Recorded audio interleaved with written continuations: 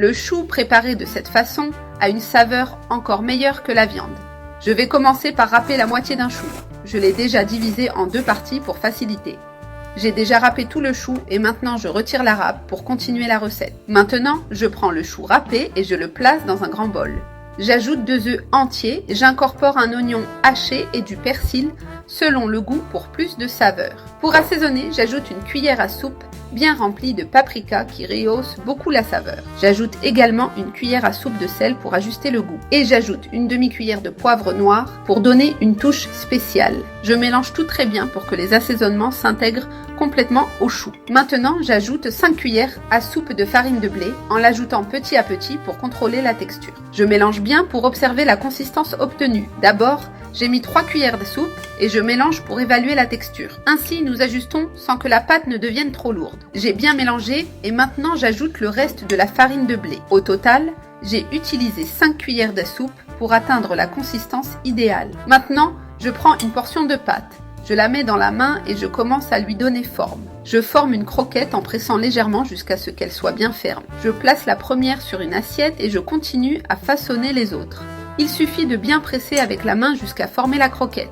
Vous pouvez faire la forme que vous préférez, ronde ou plus aplatie. Je place toutes les croquettes sur l'assiette jusqu'à utiliser toute la pâte. J'ai déjà préparé plusieurs croquettes qui sont prêtes à être frites. Maintenant, je les mets dans la poêle avec de l'huile bien chaude pour commencer à les frire. Je les ajoute toutes avec soin pour éviter les éclaboussures d'huile.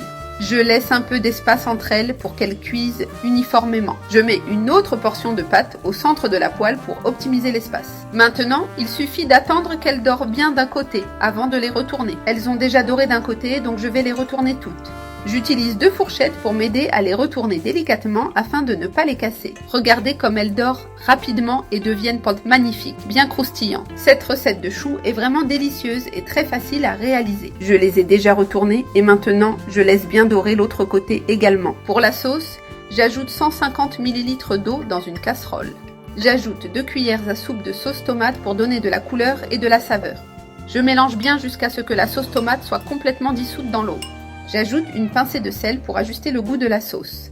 Je mélange à nouveau et je laisse le tout bien homogène. Maintenant, je verse cette sauce pour finaliser notre recette en la versant sur les croquettes. J'ai couvert la poêle et laissé cuire le tout ensemble pour renforcer les saveurs.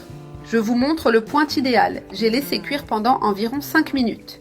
Et maintenant, tout est prêt. L'arôme est spectaculaire. Je prends nos croquettes et les place sur une assiette pour servir. Regardez quel délice! Elles ont un aspect incroyable et bien doré. Je mets un peu plus de sauce sur le dessus pour terminer la décoration. Cette recette est excellente.